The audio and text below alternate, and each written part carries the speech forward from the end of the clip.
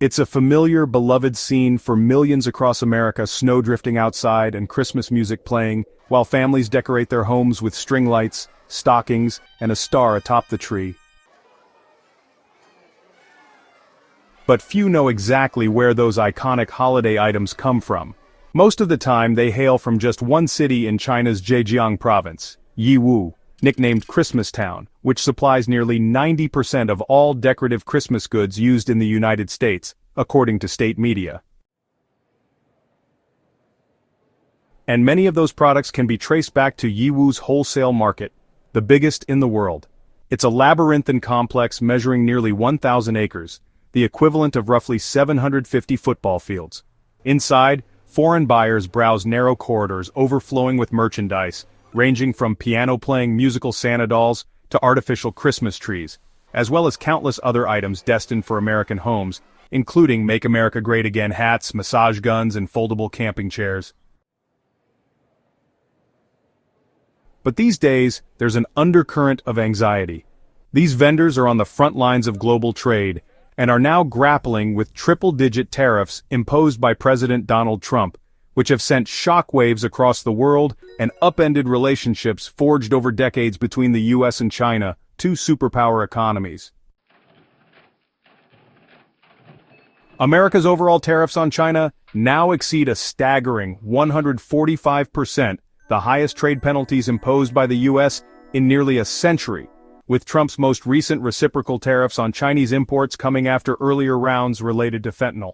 For many vendors, the measures have already cost them customers, slashed their profits, and forced them to pivot to other markets. When CNN visited the market earlier this week, many voiced both concern and bewilderment at Trump's actions, but also desire for a peaceful resolution as they pick up the pieces of their disrupted businesses. Some of our long-term clients have stopped dealing with us and we are all very sad, said Hongyan, 43, who has been selling Christmas decorations for 15 years. After the tariffs hit, she tried offering her American customers a discount to save the relationship, but it didn't work.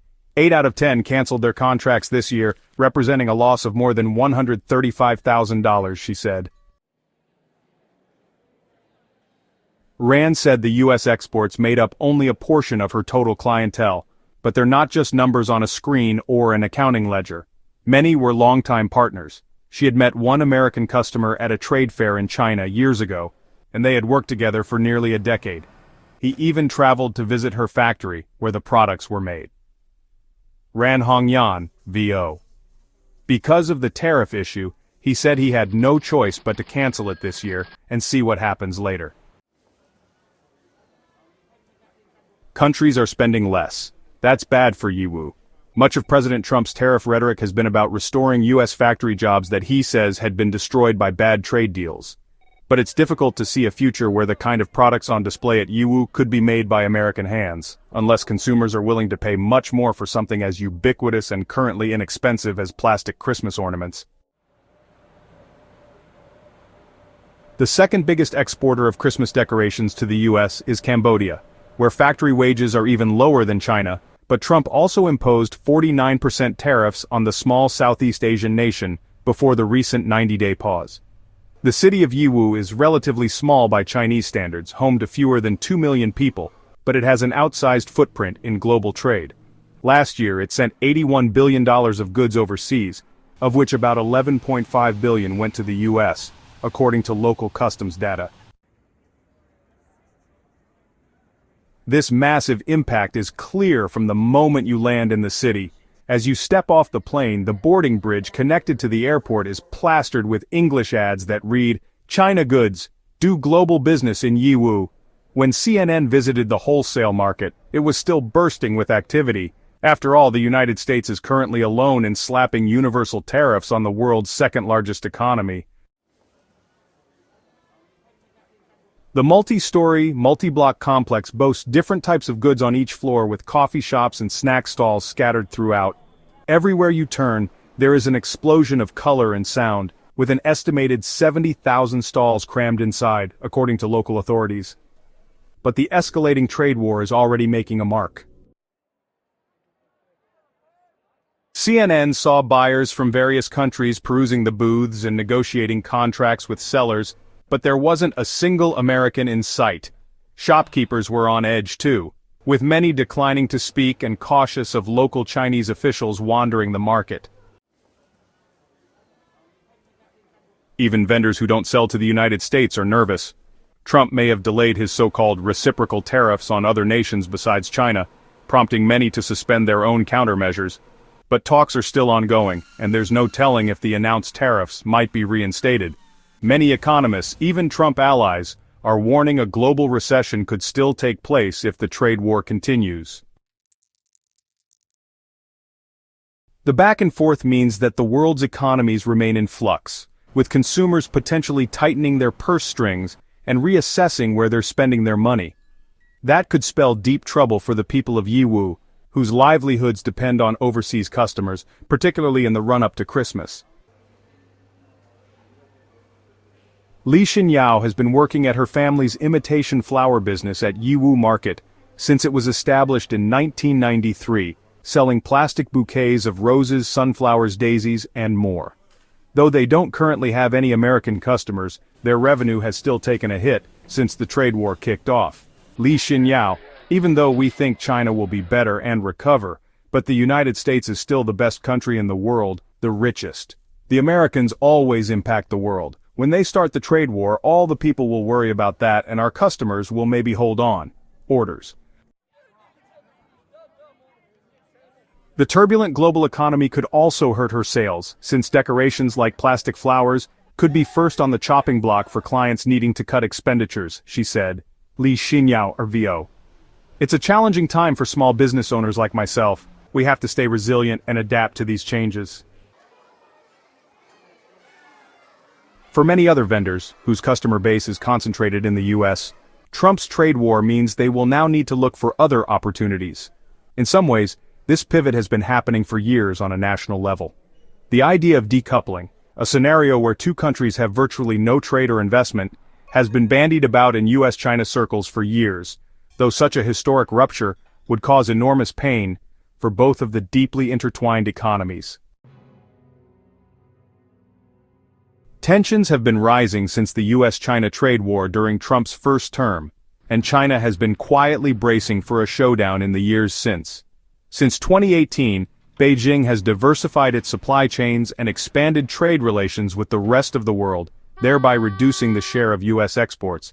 China's exports to the US made up 19.2% of its total overseas shipments in 2018, but dropped to 14.7% in 2024 according to official figures. This means China now relies less on US businesses than it did before, an attitude the Yiwu sellers are adopting too. Ziqin. I am now taking all goods that are halted by my US customers to the EU route. I will push all these goods to our EU customers, said 39-year-old Ziqin, who sells Halloween decorations. Up to half of her exports used to go to the US. Like Ran, she had cultivated trade relationships with old customers for many years, she said. But now, many of those orders have been suspended, even though they were negotiated before the tariffs were announced. Although her sales have dropped significantly, she voiced optimism about her other options. Ziqin. I still have the domestic market and the EU market. I am also doing cross-border e-commerce online. Last year, we had already started to design products that we could sell to the Chinese domestic market. Some of the vendors praised China's response to the trade war, echoing sentiments expressed on China's tightly controlled social media, where online users vented anger toward the US and supported Beijing's firm stance against Trump's tariffs. Last week, Beijing raised tariffs on US goods to 125%, with Chinese leader Xi Jinping saying his nation was not afraid. Officials indicated Beijing would not raise rates further since it would be meaningless to continue escalating. Xinyao, our government is doing good in these things, said Li, the imitation flower seller. But that doesn't lessen their fear, as they brace for impact and worry about what the trade war could mean for Yiwu and the families who live there. Li, the plastic flower seller, worries about how the state of the world will affect her 6-year-old daughter every day, she said, adding that Chinese people always worry about the next generation. And even as a history buff, she remains confused about why Trump would launch such a trade war in the first place. We want world peace.